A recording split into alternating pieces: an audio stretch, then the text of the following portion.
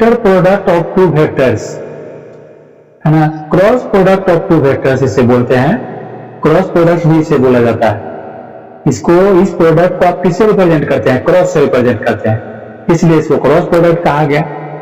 इसका first type क्या था? डॉट प्रोडक्ट था। वो क्या था? Scalar product. जब दो वेक्टर क्वांटिटी को आप मल्टीप्लाई करते हैं तो वो आपको स्केलर मिलता था, तो उसे आप क्या कहते, कैसे रिप्रेजेंट करते थे उसको? डॉट से, तो वो डॉट प्रोडक्ट कहलाता था। अब जो हम लोग पढ़ने जा रहे हैं वो वेक्टर प्रोडक्ट है, जिसे स्केलर प्रोडक्ट कहा जाता है, सॉरी वेक्टर प्रोडक्ट है। इसे रिप्रेजेंट किससे करते हैं? क्रॉस से। जब क्रॉस का सिंबल ऐसे देते हैं तो वो क्रॉस प्रोडक्ट कहलाता है, यानी वेक्टर प्रोडक्ट नाम दिया गया उसको। दो वेक्टर क्वांटिटी को मल्टीप्लाई करने पर अगर वेक्टर क्वांटिटी ही मिलता हो, उसका प्रोडक्ट वेक्टर क्वांटिटी आता हो, तो वो वेक्टर प्रोडक्ट कहलाता है, वो स्केलर नहीं होगा। इसकी ये कंसेप्ट की आइडिया आया कहां से? है ना, कुछ तो ऐसा एग्जांपल क्रिएट हुआ होगा, आया था टॉर्क, टॉर्क से आया है इसका कंसेप्ट। क्रॉस प्रोडक्ट का कंसेप्ट कहां से आया? तो टॉर्क से। टॉर्क में क्या होता है? जैसे हम नल की, ये नल की टोटी, उसके नल को जब हम ओपन करते हैं, नल को जब हम खोलते हैं तो उसमें क्या करते हैं? हाथ के इस उंगली से हम इसे बैक इधर रिवर्स करते हैं और इसको आगे करते हैं, ये कैसे? तो वो क्या होता है, नल का जो वो टोटी है वो ऊपर की ओर निकलता है, पानी गिरने लगता है। अगर आप ऐसे रोटेट करते हैं तो नल का जो टोटी है वो नीचे जाने लगता है। बोतल है ना, कोई भी बोतल है, बोतल का जब हम इसको ढक्कन को खोलते हैं तो उसको कैसे रोटेट करते हैं? ऐसे रोटेट करते हैं, तो वो ऊपर निकलता है, और ऐसे रोटेट करते हैं तो नीचे जाता है, ऐसा होता है ना।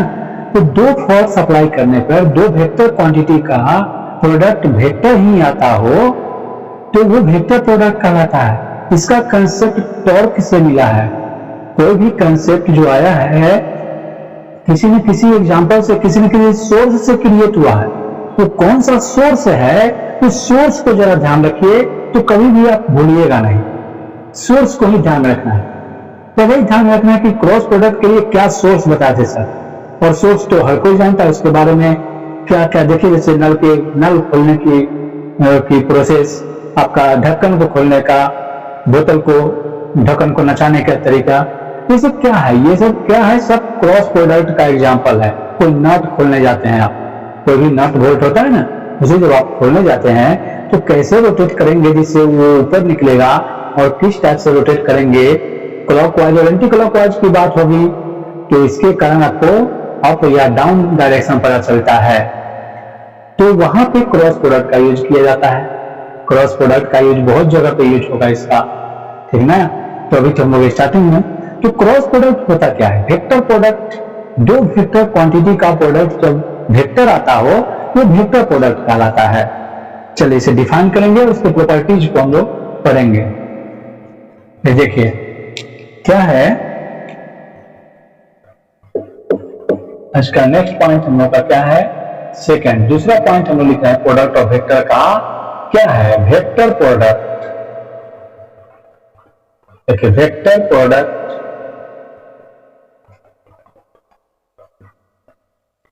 ऑफ टू वेक्टर्स, यही होगा ना, vector product of two vectors, ये होता है। इसे हम डिफाइन करेंगे कि क्या होता है। जब दो वेक्टर क्वांटिटी का प्रोडक्ट वेक्टर क्वांटिटी आता है तो वो वेक्टर प्रोडक्ट ही कहलाता है। एक लाइन में इसको डिफाइन कर लेते हैं। When product of two vector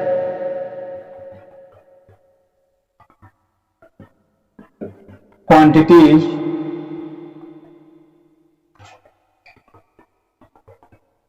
is vector quantity is vector, then it is called vector product.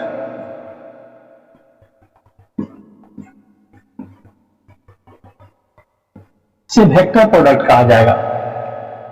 इसे क्रॉस प्रोडक्ट भी कहा जाता है। यहां पे हम इसे लिख लेते हैं, इसको एक और नाम से जानते हैं, क्रॉस प्रोडक्ट।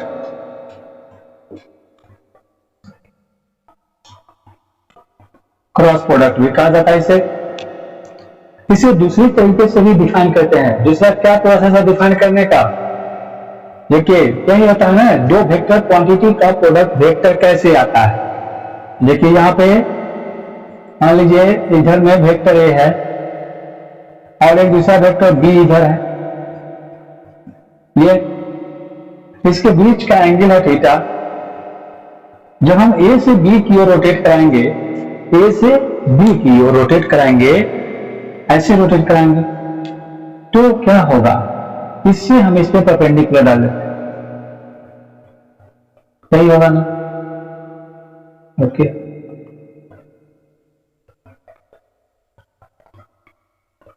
इससे हम इस पे परपेंडिकुलर डाल देंगे। यहां पे वेक्टर ए और ये वेक्टर बी है, ए से बी की ओर रोटेट करा रहा हूं मैं, ए से बी की ओर, तो ये ए का ये कंपोनेंट क्या होगा, इस ए का कंपोनेंट इधर वाला, ये तो परपेंडिकुलर है ना, परपेंडिकुलर कंपोनेंट क्या होता है, साइन की कॉस, साइन होता है ना, साइन थीटा होता है। इसे हम लिखेंगे ए साइन थीटा लिखेंगे। लेकिन कब होगा ये, ए से बी की ओर, vector A cross vector B होगा। दूसरा क्या हो रहा है, तो देखिए इसी चीज को मैं ऐसे लिखूंगा, वेक्टर ए और इधर में है का वेक्टर बी, इसके बीच का एंगल थीटा है, यहां से इस पर परपेंडिकुलर डाल दीजिए, तो इस ए का इस बी का कंपोनेंट इधर क्या होगा, बी साइन थीटा हो जाएगा, बी साइन थीटा। ये आपका बी से ए की ओर है, इसमें डायरेक्शन आ जाता है, वेक्टर क्वांटिटी है, डायरेक्शन तो होगा इसमें, ये ए की ओर है, इसके डायरेक्शन को, इस प्रोडक्ट का डायरेक्शन हमें कैसे पता चलेगा, प्रोडक्ट का डायरेक्शन पता करने के लिए हमें क्या करना पड़ता है, हमें राइट हैंड थंब रूल का अप्लाई करते हैं, राइट हैंड पाम रूल या थंब रूल का अप्लाई करते हैं, राइट हैंड थंब रूल। इसमें क्या होता है, देखिए राइट हैंड को हम, राइट हैंड जो है मेरा, इसको मैं फर्स्ट वेक्टर के लॉन्ग रखूंगा, फर्स्ट वेक्टर के लॉन्ग, और इसको कर्ल करूंगा, मोड़ूंगा किधर, तो सेकंड वेक्टर के लॉन्ग, ऐसे है ना, ऐसे है फर्स्ट वेक्टर के लॉन्ग। आप राइट हैंड को, लेफ्ट हैंड को नहीं, राइट हैंड पाम रूल से ही हम वेक्टर प्रोडक्ट का डायरेक्शन पता करते हैं। वेक्टर प्रोडक्ट या क्रॉस प्रोडक्ट का डायरेक्शन क्या होगा, ये हम कैसे पता कर सकते हैं, तो राइट हैंड पाम रूल या थंब रूल से, थंब रूल बोलेंगे इसको। तो इसको राइट हैंड को मैं किधर रखूंगा, फर्स्ट वेक्टर के लॉन्ग, वेक्टर ए के लॉन्ग हमने हाथ पे रखा, और उसको सेकंड वेक्टर की ओर रोटेट कराइए अंगुली फिंगर्स को, तो थंब फिंगर, स्ट्रेच्ड थंब जो है, ये आपका प्रोडक्ट का डायरेक्शन शो करता है। ठीक, अगर आपका बी से बी क्रॉस ए का डायरेक्शन कैलकुलेट करना हो, बी क्रॉस ए, तो बी के लॉन्ग हाथ को रखिए, राइट हैंड को आप बी के लॉन्ग रखिए और ए की तरफ मोड़िए, ए की तरफ मोड़ना चाहिए, तो फर्स्ट लेटर तो बी है ना, तो वहां पे स्ट्रेच एकदम किधर है, डाउनवर्ड, डाउनवर्ड है ना। तो वही बात है, ये जो डाउनवर्ड है ये प्रोडक्ट का डायरेक्शन है, प्रोडक्ट का डायरेक्शन अपवर्ड या डाउनवर्ड ये सब आता है। जब दो वेक्टर को हम मल्टीप्लाई करते हैं तो उसमें वेक्टर प्रोडक्ट आता है, उसमें डायरेक्शन को रिप्रेजेंट करना है। डायरेक्शन हम कैसे रिप्रेजेंट करते हैं, तो राइट हैंड थंब रूल से रिप्रेजेंट करते हैं। ठीक, आसानी से आप लोग इसको पता कर सकते हैं ना। देखिए वेक्टर ए ऐसे है, इसको बी की तरफ मोड़ेंगे, बोलेंगे बाहर की ओर है, इसमें बी है, बी ए, बी की तरफ हाथ रखिए, ये ऐसे कीजिए, तो ये अंदर की ओर कहलाएगा। यानी इसे डिफाइन किया जाता है कैसे से, देखिए देखिए यहां वेक्टर ए क्रॉस, इसको रिप्रेजेंट करते हैं क्रॉस से, इसलिए क्रॉस प्रोडक्ट कहा गया, इसे क्रॉस से रिप्रेजेंट किया जाता है, इसलिए इसको क्रॉस प्रोडक्ट कहा गया। तो vector A cross vector B equal to क्या होगा, जरा देखिए, ए का मोड और बी साइन थीटा, थीटा किसके बीच का एंगल है? दोनों वेक्टर के बीच का एंगल है, सभी लोग जानते हैं। तो इसमें तो डायरेक्शन होगा, डायरेक्शन को रिप्रेजेंट करने के लिए कुछ तो होना चाहिए। तो डायरेक्शन को वेक्टर क्वांटिटी में डायरेक्शन को किससे रिप्रेजेंट करते हैं? कौन सा वेक्टर क्वांटिटी आता है जिसमें हम डायरेक्शन को रिप्रेजेंट करते हैं? यूनिट वेक्टर का, है ना। यूनिट वेक्टर का यूज करते हैं डायरेक्शन रिप्रेजेंट करने के लिए। इसे मैंने लिख देता हूं, देखिए यूनिट वेक्टर एन मैंने लिख दिया। यूनिट वेक्टर एन लिखने से क्या होता है? एन का मैग्नीट्यूड कितना होगा? 1 होगा, और सिर्फ ये डायरेक्शन बता रहा है। तो क्रॉस प्रोडक्ट में ये देता है हमें डायरेक्शन बताता है, और ये क्रॉस प्रोडक्ट का फॉर्मूला होता है। उसमें आप क्या पढ़े थे? उसमें कॉस थीटा था ना, डॉट प्रोडक्ट में कॉस थीटा था, लेकिन यहाँ पे साइन थीटा है। देखिए दोनों में क्या डिफरेंस हो रहा है। तो इसके बाद अगर इसका एंगल कैलकुलेट करने के लिए कहे, कोई क्रॉस प्रोडक्ट है तो इसके बीच एंगल क्या होगा? मान लीजिए यहाँ पे वेक्टर ए और वेक्टर बी रेक्टेंगुलर फॉर्म में दिया हुआ है। रेक्टेंगुलर कंपोनेंट इसका क्या होता है? आई कैप, जे कैप और के कैप, उसी को ना कहते हैं। आई कैप, जे कैप और के कैप के टर्म में कोई दो वेक्टर अगर गिवन है तो उसके बीच एंगल निकाल सकते हैं, एंगल पता कर सकते हैं क्या एंगल होगा इसका। तो देखिए क्या होगा। अब इसके बीच, इसके आगे बी ए नहीं कर सकते हैं, इसमें आप बी ए साइन थीटा नहीं कर सकते हैं क्योंकि डायरेक्शन चेंज हो जाएगा, ठीक ना। तो इसे हम sine theta is equal to vector A cross vector B upon mod A और मोड बी लिख सकता हूं मैं, और यूनिट वेक्टर एन ये तो रहेगा ही क्योंकि डायरेक्शन रिप्रेजेंट करता है ना ये, ठीक। तो इससे पहले हम डिफाइन करेंगे। इसका कंसेप्ट आया कहां से? तो टॉर्क से। टॉर्क जब भी हम किसी बॉडी पे, आप जैसे अपने गेट को ओपन करते हैं, गेट ओपन करते समय क्या करते हैं? हैंडल को, दीवार का जो हैंडल होता है उस हैंडल को पकड़कर आप रोटेट कराते हैं। तो रोटेट कराने पे वो एक एक्सिस के बाद ऐसे घूम जाता है, एक्सिस रोटेट हो जाता है। आप बोतल की ढक्कन को खोलते हैं, उसमें भी आप ऐसे रोटेट कराते हैं तो वो ऊपर निकलता है। फिर आप नल को खोलते हैं तो वो भी ऊपर की ओर निकलता है। कैसे? दो फोर्स आप अप्लाई कर रहे हैं, एक इधर, एक इस डायरेक्शन में, दूसरा इस डायरेक्शन में। तो वो प्रोडक्ट किधर मिल रहा है? ऊपर या नीचे मिल रहा है। तो वो क्रॉस प्रोडक्ट का मेन एग्जांपल है। वहीं से क्रॉस प्रोडक्ट का कंसेप्ट आया। क्रॉस प्रोडक्ट उसको कहा गया। देखा कि भाई यहाँ तो मैं जो अप्लाई कर रहा हूं तो फोर्स है, दोनों वेक्टर क्वांटिटी है, लेकिन जो इसमें आपका प्रोडक्ट मिल रहा है तो अप और डाउन मिल रहा है, तो डायरेक्शन तो है इसमें, तो इसको वेक्टर प्रोडक्ट कहा जाए। और इसको रिप्रेजेंट किससे कीजिएगा? प्रोडक्ट को, गुना को किससे रिप्रेजेंट करते हैं? पहले ही से जानते हैं आप, क्रॉस से रिप्रेजेंट करते हैं, तो क्रॉस प्रोडक्ट कहा गया। इसका प्रोडक्ट वेक्टर आता है इसलिए इसको वेक्टर प्रोडक्ट भी कहा गया, ठीक ना। तो देखिए डायरेक्शन के लिए हम लोग sine theta equal to this लिख दिया है। अगर थीटा कैलकुलेट कर, थीटा ही तो निकालना पड़ेगा हमें, तो थीटा इक्वल टू क्या लिखूंगा मैं? साइन इनवर्स हो जाएगा। Sine inverse vector A cross vector B upon mod A mod B unit vector N. देख लीजिए ये होता है। समझ रहे हैं सभी लोग कि क्या होता है डायरेक्शन? इसका क्या होता है डायरेक्शन? भी हमें एंगल मिल जाएगा तो समझ रहे। तो जैसे इसे डिफाइन कर देता हूं मैं इसको भी। तो it is also defined as, लिखेंगे इसमें, it is also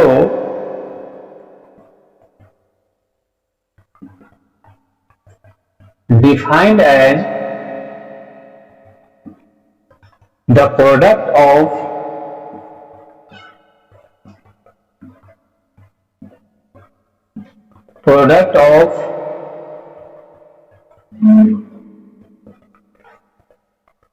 magnitude of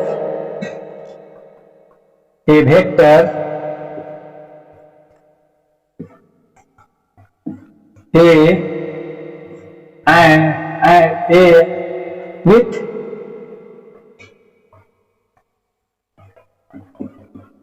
with sin theta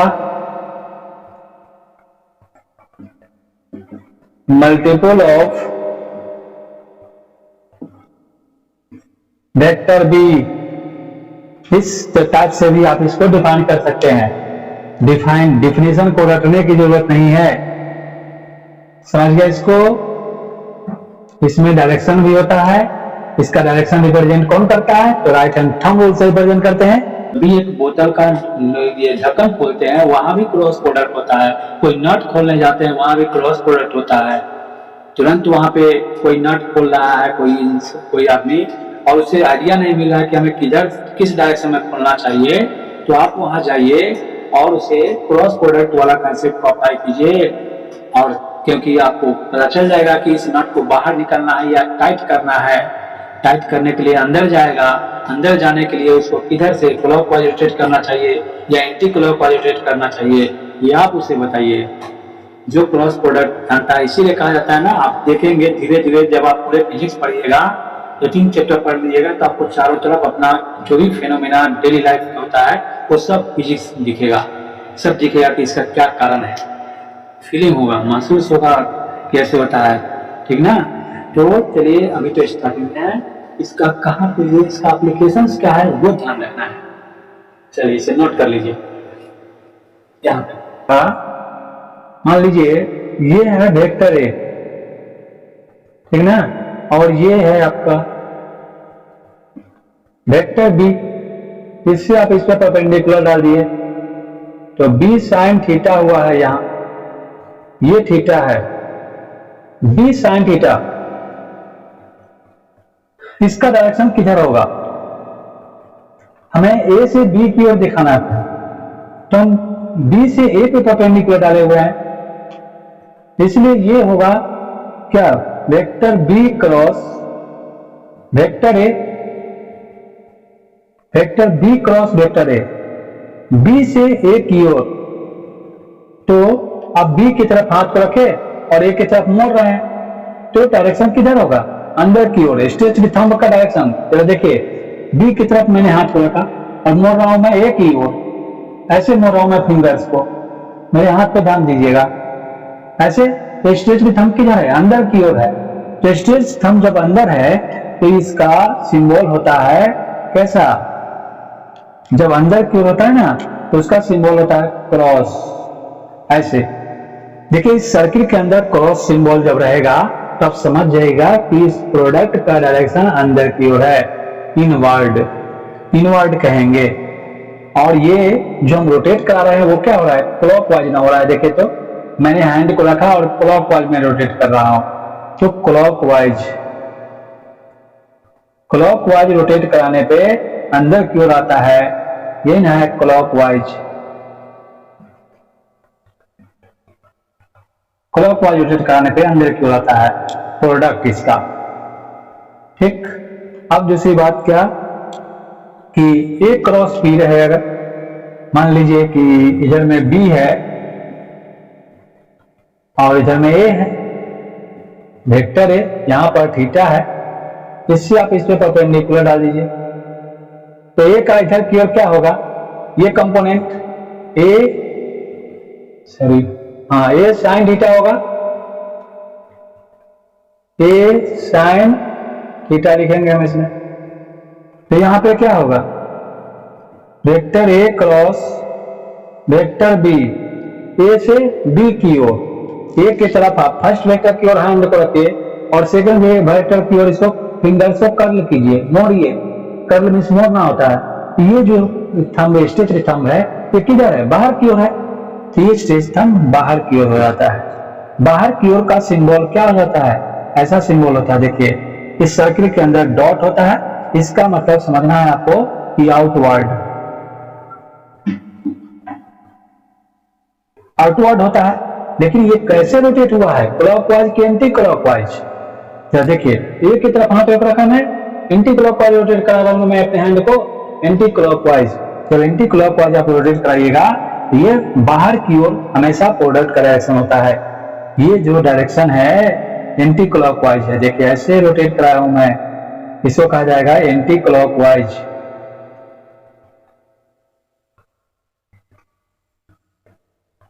anti clockwise हुआ और ये बाहर की ओर इसको कहा जाएगा बी क्रॉस ए है, इसको इनवर्ड कहेंगे, इनवर्ड,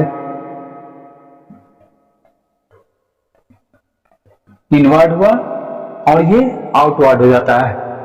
लेकिन इसके लिए हम डायरेक्शन के लिए और डायरेक्शन ऑफ वेक्टर प्रोडक्ट क्या यूज होता है, right hand thumb rule.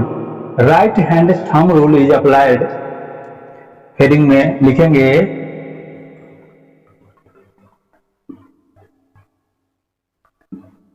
Right hand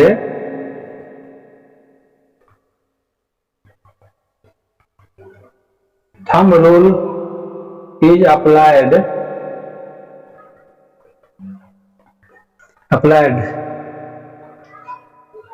किस लिए, to obtain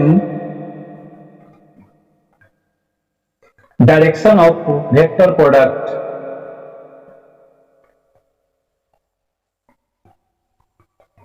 direction of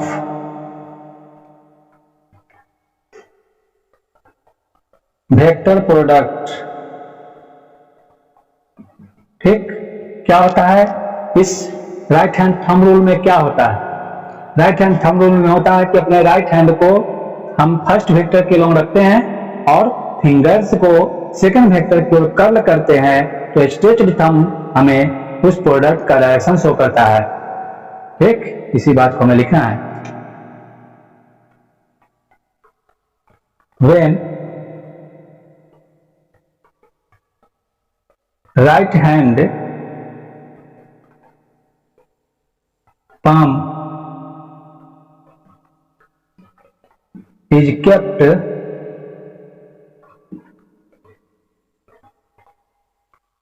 kept along first vector, ठीक है, kept along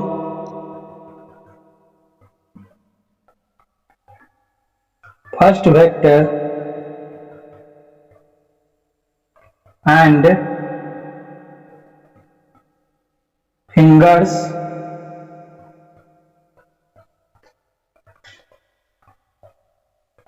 are curled, CURLED, curl means मोड़ना होता है, are curled, कर्ल फिंगर्स को मोड़ते हैं, curled, then stretch the thumb,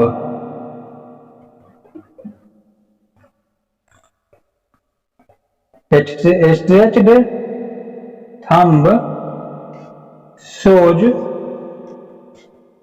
यहाँ तो है नहीं तो यहाँ पे लिख देते हैं stretched thumb shows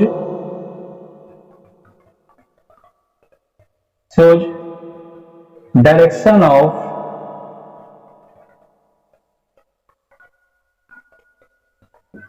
product, product के डायरेक्शन को शो करता है। ठीक ना, स्ट्रेच्ड थंब क्या शो करता है, प्रोडक्ट की डायरेक्शन को। ठीक, कोई भी डाउट हो पूछिएगा मुझसे, मैं फिर से डिस्कनेक्ट कर रहा हूं। हेलो ना, अभी प्रॉपर्टी में नहीं है, अभी इसी में अभी पढ़ रहे हैं। प्रॉपर्टी में मैं लिख दूंगा ऊपर। देखिए अभी इसी को देख रहे हैं कि डायरेक्शन कैसे होगा। जैसे मैग्नीट्यूड अभी देखे ना, मैग्नीट्यूड जब भी आपको निकालना होगा तो इसमें ये तो वेक्टर प्रोडक्ट है तो डायरेक्शन तो होगा ही, इसके नाम से ही पता चल रहा है कि बिना डायरेक्शन का ये होगा ही नहीं। तो डायरेक्शन आप बताइएगा कैसे हम डायरेक्शन को पता करेंगे। बहुत जगह पे आपका जानते हैं रोटेशन चैप्टर जब शुरू होगा, आज से 2 महीने 3 महीने पहले, 2-3 महीने के बाद में जब स्टार्ट होगा रोटेशन चैप्टर, तो उसमें टॉर्क को पढ़ना, क्रॉस प्रोडक्ट को पढ़ना के लिए आएगा, तो इसमें डायरेक्शन आपको हमेशा बताना पड़ेगा। तो यही ध्यान रखना है कि वो वेक्टर किसी भी डायरेक्शन में बना हो, 2 वेक्टर कैसे भी बना हो, हम उसमें उसके प्रोडक्ट का डायरेक्शन बता सकते हैं। क्या हमारे पास उसके लिए रूल है, तो राइट हैंड थंब रूल है। इस राइट हैंड से क्या हो गया,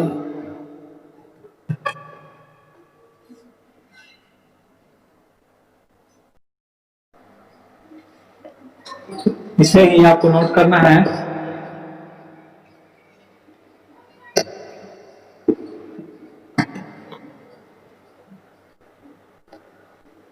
देखिए यहाँ क्या हो रहा है, राइट हैंड थंब रूल का यूज करते हैं। राइट हैंड थंब रूल ना, ये राइट हैंड है, राइट हैंड को ही यूज करेंगे। फर्स्ट वेक्टर के लॉन्ग हम मैं हैंड को रखूंगा, हाथ को रखूंगा राइट। फर्स्ट वेक्टर के लॉन्ग, फर्स्ट वेक्टर जो भी पहला वेक्टर हो, जैसे यहाँ बी क्रॉस ए है, बी के लॉन्ग आप हाथ को रखिए और ए के तरफ मोड़िए, या ऐसे भी रख करके आप कर लीजिए। ए के तरफ क्या, ऐसे रख करके बी के तरफ अगर रखिए तो जिधर मुड़ेगा उधर ही ना मोड़िएगा, इसको पीछे नीचे की ओर तो मोड़ नहीं सकते हैं, तो जिधर भी मोड़ता है मोड़ दीजिए आप। लेकिन फर्स्ट वेक्टर के लॉन्ग ही पहले आपको हैंड को रखना है, उसके बाद कर्ल कीजिए। कर्ल करने के बाद जो स्ट्रेच्ड थंब जिस जिस डायरेक्शन में दिखेगा उधर ही प्रोडक्ट होगा, ठीक है ना। तो बहुत इंपॉर्टेंट चीज है ये, नेट कीजिए, इसका डेली लाइफ में बहुत ज्यादा यूज है। हाँ हाँ हिमांशु।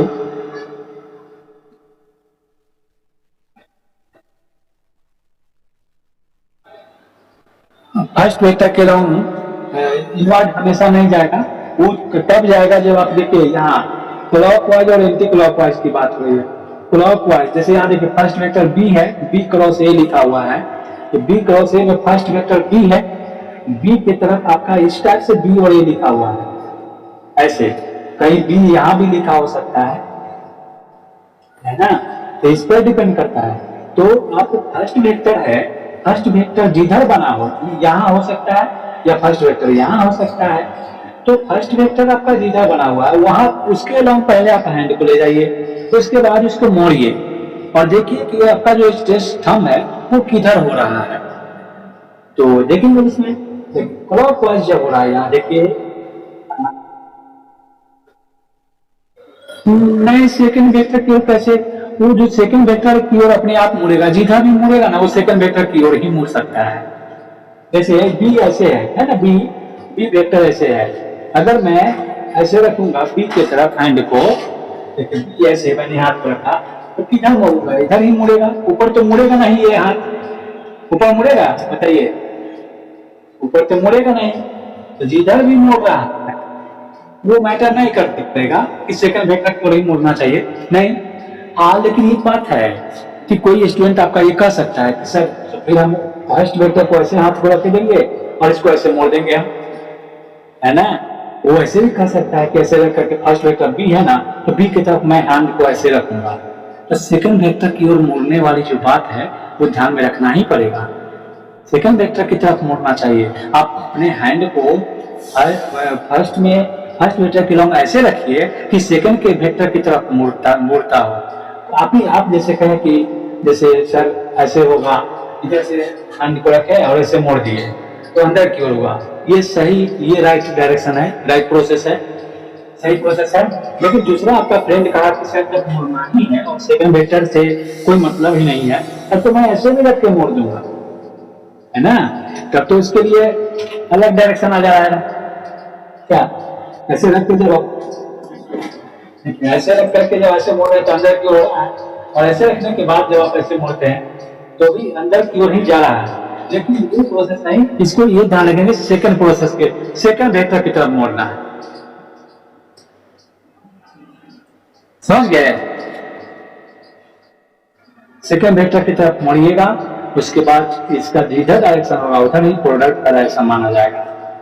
यहाँ भी वेक्टर ए है, वेक्टर ए की तरफ हाथ रखिए, बी की तरफ मोड़िए तो बाहर की ओर है, बाहर की ओर जब होता है प्रोडक्ट तो इसका सिंबल है, देखिए ये डॉट लगा होता है, इसका मतलब ये कहीं भी लिखा रहे, बहुत बड़े बड़े क्वेश्चन बैंक में जब आप क्वेश्चन बनाने जाइएगा तो वहां पे सिर्फ आपको यही लिखा रहेगा सिंबल, तो इससे आपको डिसाइड करना है, इसका कहना है कि बाहर की ओर डायरेक्शन है और इसका कहना है कि अंदर की ओर डायरेक्शन है।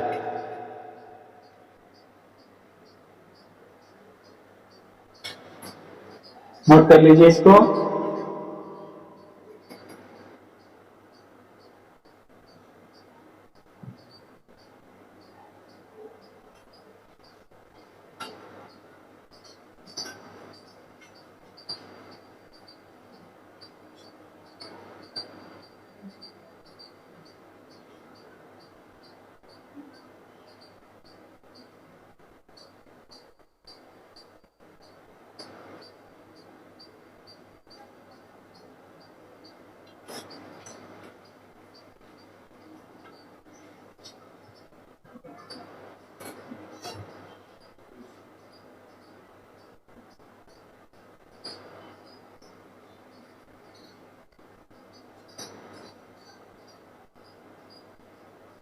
हेमंत,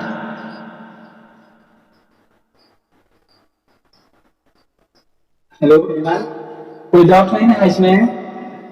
ये ध्यान दीजिए। हाँ, यही ध्यान रखना है, डायरेक्शन की बात है। मेन रोल डायरेक्शन का है यहाँ। तो देखिए यहाँ पर जैसे मैंने कहा था कि फर्स्ट वेक्टर की ओर रखिएगा और सेकंड वेक्टर की ओर मोड़ना है।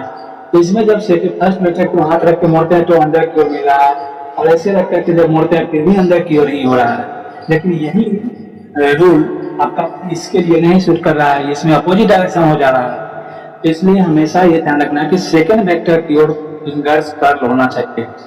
फिंगर्स जो है वो सेकंड वेक्टर की ओर मुड़ना चाहिए। तब स्टेट सिस्टम जिधर भी होगा उधर हम बोलेंगे कि इसका प्रोडक्ट का डायरेक्शन यही होगा। नोट कर लीजिए इसको। अभी डायरेक्शन के लिए भी जो मैं पढ़ा है, एंगल तो मिल ही जाएगा कितना डिग्री एंगल है, लेकिन वो डायरेक्शन बताएंगे इससे।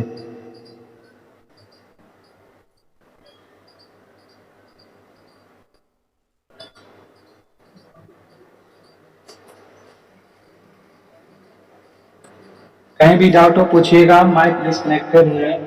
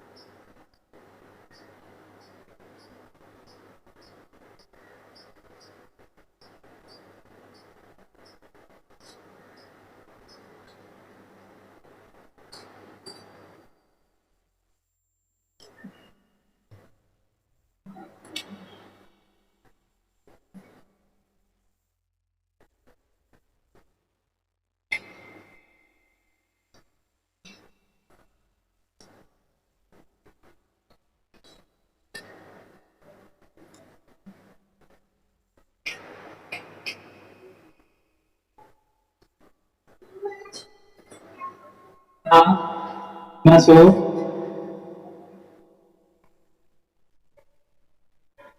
हाँ, स्ट्रेच्ड, स्ट्रेच्ड थंब, थंब है अंगूठा, stretched thumb shows direction of product।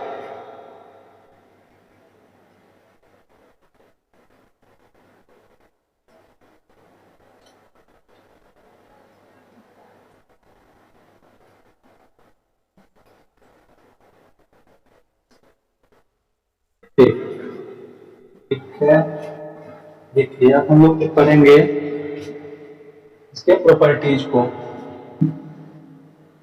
अब आएंगे प्रॉपर्टीज पे। अब देखना है कि आपको ये प्रोडक्ट का इसका कंसेप्ट आया कहाँ से, क्रॉस प्रोडक्ट का कंसेप्ट कहाँ से आया, ये ध्यान देना है। तो ये मैं बता चुका हूँ कि टॉर्क से इसका कंसेप्ट आया, इसलिए और पहले तो टॉर्क का प्रोसेस आया। टॉर्क में क्या हुआ कि जो वेक्टर को मल्टीप्लाई करने के बाद लिखा गया ये जो भी प्रोडक्ट इसका आ रहा है इसमें डायरेक्शन है, इसका नाम रखा गया, इसको वेक्टर प्रोडक्ट कहा गया, वेक्टर प्रोडक्ट कहा गया।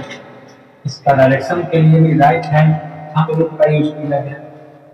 इसका डायरेक्शन हम कैसे बताएंगे, तो राइट हैंड थंब इसका आप आसानी से इसे बता सकते हैं इसके डायरेक्शन को।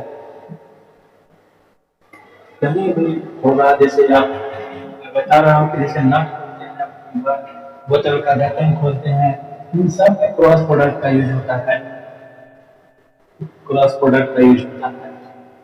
थोड़ा सा ये लिखने नहीं लिखने के काम में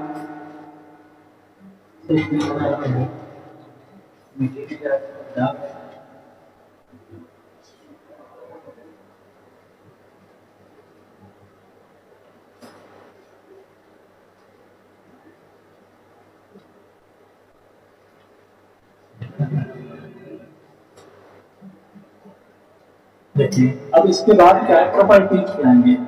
प्रॉपर्टीज, जो वेक्टर क्रॉस प्रोडक्ट का जो प्रॉपर्टीज होता है वो क्या होता है, वो देखिए। प्रॉपर्टीज ऑफ क्रॉस प्रोडक्ट, पहले इस पे जरा सा एक एग्जांपल बना देता हूँ।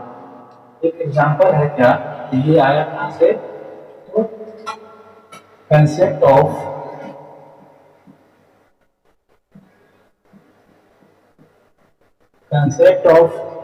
Cross product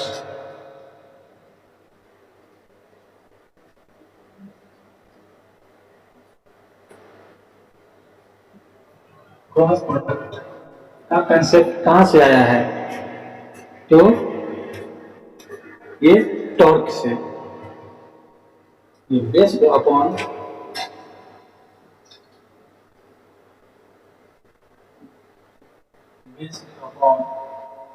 concept of torque,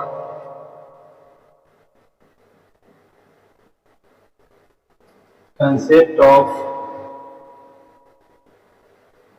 torque से, टॉर्क को हमेशा टाउ से रिप्रेजेंट किया जाता है, इसको टाउ करते हैं, है ना, टाउ। टॉर्क को रिप्रेजेंट किया जाता है जैसे हम किसी बॉडी पे फोर्स अप्लाई किए और वो एस डिस्प्लेसमेंट हो जा रहा है, तो वो उसका डिस्प्लेसमेंट तो होगा एफ एस साइन थीटा हो जाता है, ठीक ना, एफ एस साइन थीटा होगा और इसमें डायरेक्शन आ जाएगा। तो इसमें एग्जांपल,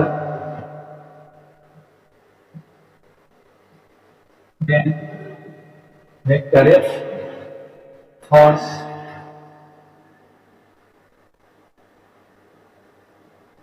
इज अप्लाइड, या एग्जर्टेड लिख दीजिए,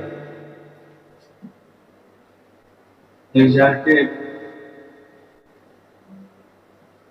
on an object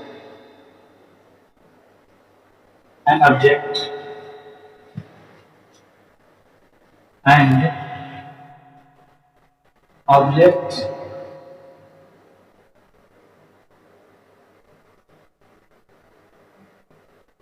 displaces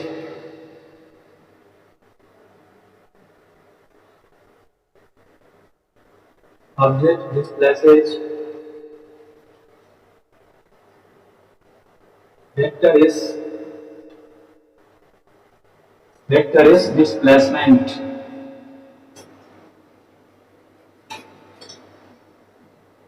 vector is displacement हो रहा है, then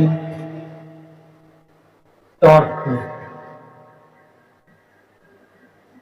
को टाउ से रिप्रेजेंट करते हैं, टॉर्क इक्वल टू होगा vector F cross vector S, cross product आ गया, कैसे लिखेगा, एफ का मोड एस का मोड, फिर इसमें sine theta unit vector N लिखना पड़ेगा। यहीं से इसका जैसे फोर्स दे देगा, डिस्प्लेसमेंट दे देगा और उसका टॉर्क कैलकुलेट करने के लिए कहेगा, तो आपको एफ एस साइन थीटा लिखना पड़ेगा। यहाँ पे आ गया टॉर्क इक्वल टू ये फॉर्मूला यूज कर देते हैं, ठीक ना। मान लीजिए किसी बॉडी पे और सही दर्द को अप्लाई किया, वेक्टर एफ है और ये डिस्प्लेस हो रहा है इधर। कैसे होता है, जैसे कोई फैन का ब्लेड रोटेट कर रहा है, फैन के ब्लेड पे जब हम ऐसे फोर्स अप्लाई करते हैं तो रोटेशन कैसे हो जाता है, ऐसे हो जाता है, ऐसे हो रहा है। इधर से ये फोर्स अप्लाई करना है ऐसे, तो डिस्प्लेसमेंट इसका ऐसे होगा, ऐसे। तो इसको कहा गया, ये एफ है, ये इसका डिस्प्लेसमेंट है, ये कैरेक्टर इसको हो रहा है, रखा और इसकी तरफ मोड़, ये एस का ये कंपोनेंट होगा S sine theta, S sine theta होगा। एस साइन थीटा मैग्नीट्यूड है, इसका डायरेक्शन क्या हो जाएगा, एफ रख के एस की तरफ मोड़े हैं ऐसे, तो बाहर की ओर हो रहा है, उस डायरेक्शन को हम दिखाएंगे इससे, बाहर की ओर का सिंबल ये होगा। और ये टर्म कैसे हो रहा है, क्लॉकवाइज की एंटी क्लॉकवाइज हो रहा है। एफ की हैंड को मैंने रखा और इस की तरफ मैं मोड़ रहा हूं, तो बताइए ये क्लॉकवाइज है कि एंटी क्लॉकवाइज है, हिमांशु? हाँ, एंटी क्लॉकवाइज होगा। एंटी क्लॉकवाइज आप हैंड को मोड़ रहे हैं तो इसका डायरेक्शन बाहर की ओर मिल रहा है, टॉर्क का डायरेक्शन बाहर की ओर होगा, और मैग्नीट्यूड को तो फोर्स का मैग्नीट्यूड गिवन होगा, डिस्प्लेसमेंट दिया रहेगा, आसानी से पता कर सकते हैं हम लोग, इसके बीच एंगल भी गिवन होगा। ठीक, इसे भी जरा नोट कर लीजिए। इसके बाद हम लोग प्रॉपर्टीज पे आएंगे, क्रॉस प्रोडक्ट कहाँ से आता है, किस कंसेप्ट पे बेस्ड है, ये भी जानना जरूरी है। नोट कर लीजिए जल्दी से।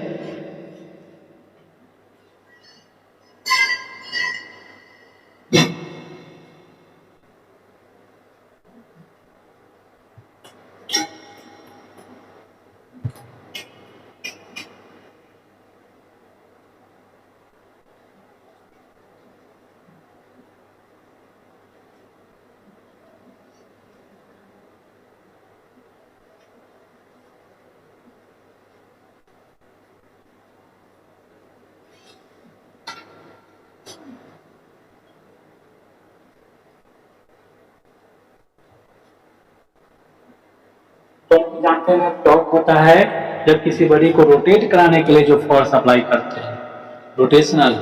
जब एंगुलर डिस्प्लेसमेंट आता है किसी बॉडी में तो वो होता है टॉर्क। स्ट्रेट पाथ में अगर डिस्प्लेस हो रहा है तो उसमें नहीं, उसमें वो डिस्प्लेसमेंट नहीं है, वो तो टॉर्क हो जाएगा। स्ट्रेट पाथ पे चल रहा है, स्ट्रेट लाइन मोशन के लिए नहीं होगा, ये रोटेशनल मोशन के लिए होगा। जैसे फैन का रोटेट होना, किसी नट को घुमाना ना, स्क्रू जो खोलते हैं, स्क्रू को खोलते हैं, स्क्रू करते हैं, खोलते हैं, सब जो चीजें उसमें टॉर्क अप्लाई होता है।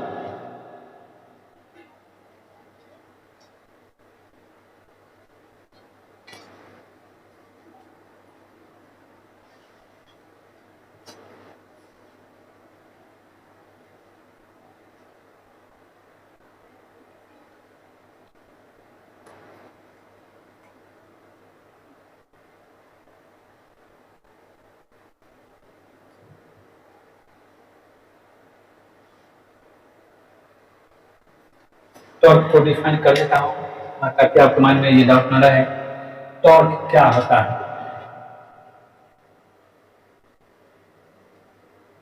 टॉर्क को रिप्रेजेंट करते हैं टाउ से, और ये होता है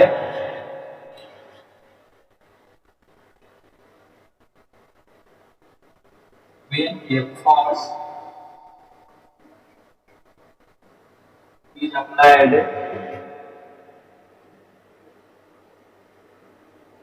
to rotate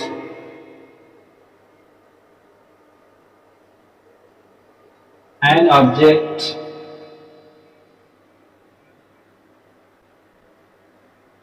about an axis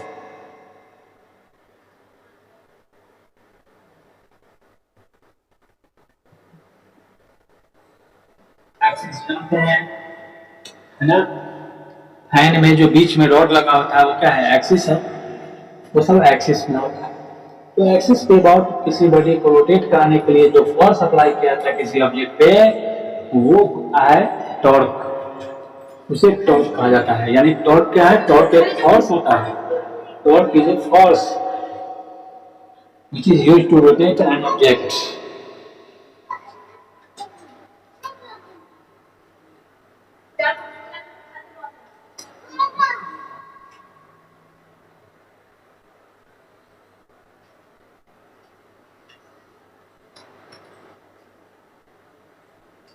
It is not for a straight line motion.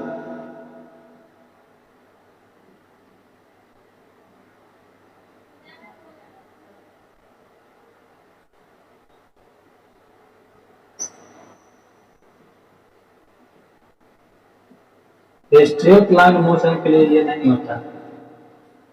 It is not for a straight line motion. कोई डाउट आप लोग माइंड में न रहे, इसलिए मैं सारे पॉइंट को लिख देता हूँ। टॉर्क, तो टॉर्क होता क्या?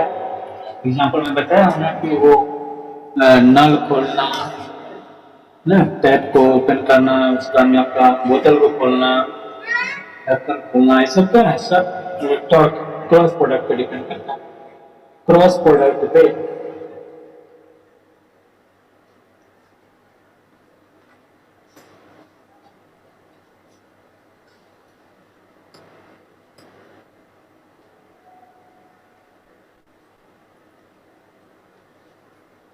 क्रॉस प्रोडक्ट की प्रॉपर्टीज क्या होता है?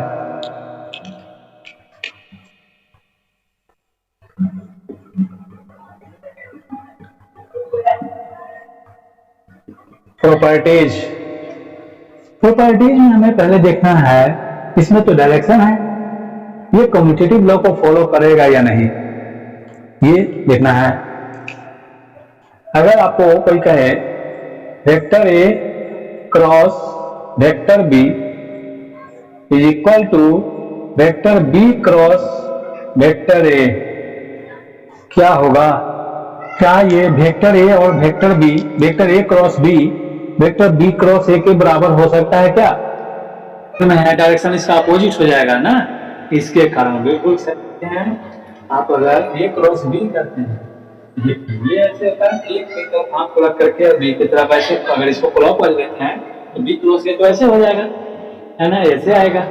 तो वही बात है, क्लॉकवाइज और एंटी क्लॉकवाइज अगर सेम होता क्लॉकवाइज तो हम बराबर लिख सकते थे, लेकिन यहाँ तो डायरेक्शन का मेन मैटर है, डायरेक्शन अपोजिट हो जा रहा है, इसलिए ये कम्यूटेटिव लॉ को फॉलो नहीं करेगा, ये एंटी कम्यूटेटिव को फॉलो करेगा, एंटी कम्यूटेटिव कहलाएगा। ठीक है, फिर से आगे मैं बढ़ूंगा। एंटी क्लॉकवाइज ये आपका इट डज नॉट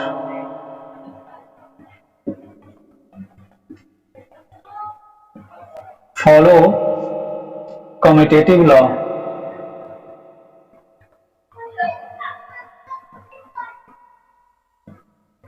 ये कम्यूटेटिव लॉ को फॉलो नहीं करता है, जबकि ये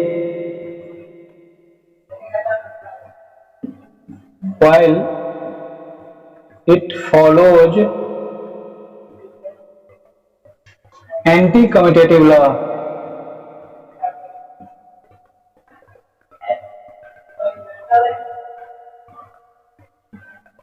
एंटी कम्यूटेटिव लॉ को फॉलो करेगा। एंटी कम्यूटेटिव लॉ यानी यहां पे माइनस लगेगा, तब इसको ये फॉलो करेगा। तो फर्स्ट प्रॉपर्टी यही होता है कि क्रॉस प्रोडक्ट जो होता है वो एंटी कम्यूटेटिव लॉ को फॉलो करता है, कम्यूटेटिव लॉ को फॉलो नहीं करता है, क्योंकि डायरेक्शन इसका अपोजिट होता है, प्रोडक्ट का डायरेक्शन पे बेस्ड होता है, इसलिए ऐसा होता है।